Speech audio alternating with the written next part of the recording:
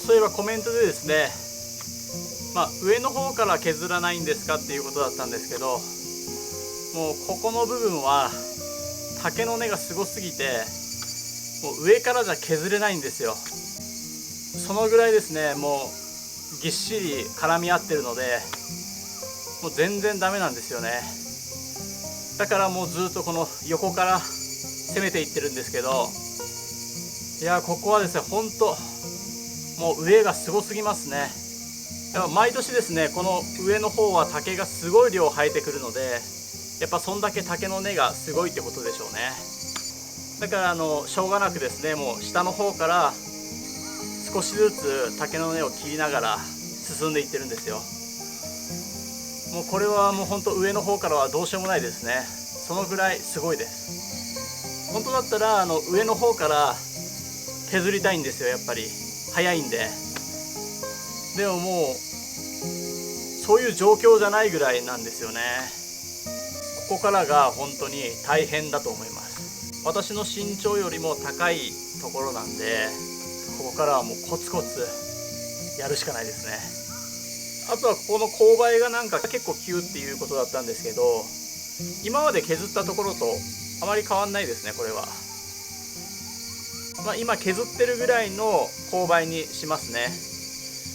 崩れたら崩れたでもう全然いいんですよ。そしたらまた一輪車で土を運んだりしてすればいいので、そこは全然問題ないです。ただやっぱりこのぐらいの勾配でも今年の雨は結構すごかったんですけど、全然大丈夫だったんで、問題ないですね。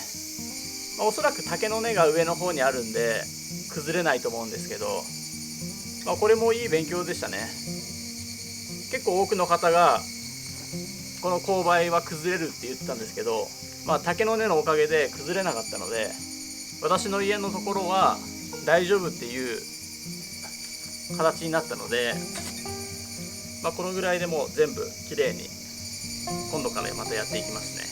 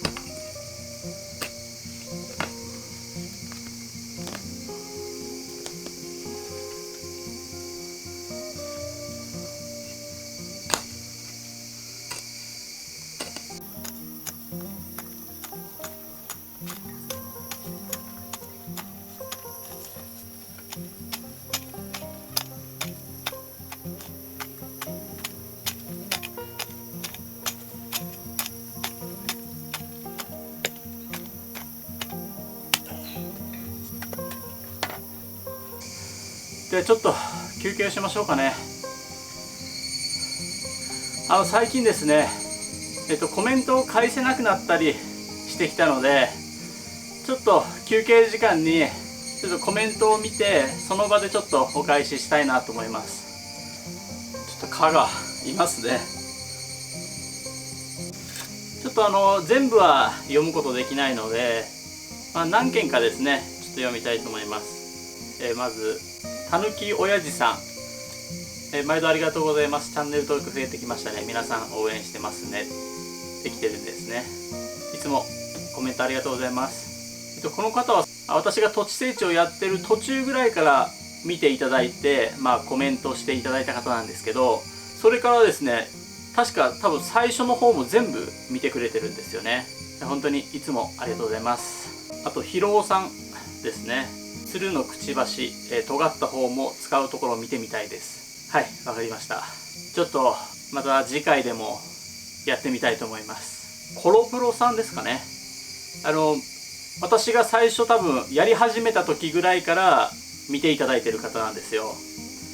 梅雨明けしてから特に暑さが厳しいですね。地道に体と相談しながら続けているからだと思いますが、ツルハシのコントロールが上達して竹の根へのクリーンヒットが格段に増えましたね。狙った場所にツルハシが入って竹の根をカットした時の音は気持ちいいですって来てますね。ありがとうございます。本当前からコメントいただいて本当にありがとうございます。山形花子さんって方から来てますね。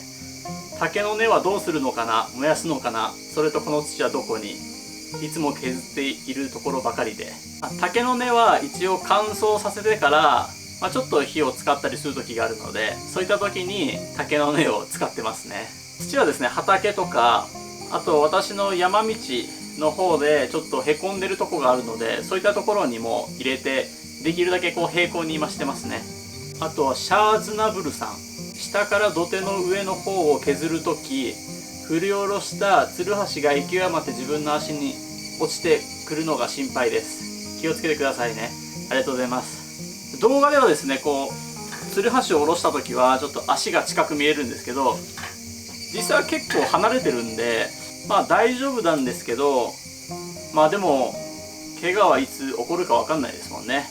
できるだけ意識して怪我をしないようにやっていきたいと思います。じゃあちょっと今日はコメントはこれで終わりますね。またですね、休憩してる時とかに今度からですね、こうやってコメントを返していきたいですね。では今日はこれで終わりたいと思います。もしよろしければ高評価、チャンネル登録の方もよろしくお願いします。今回こちらの動画見ていただいてありがとうございました。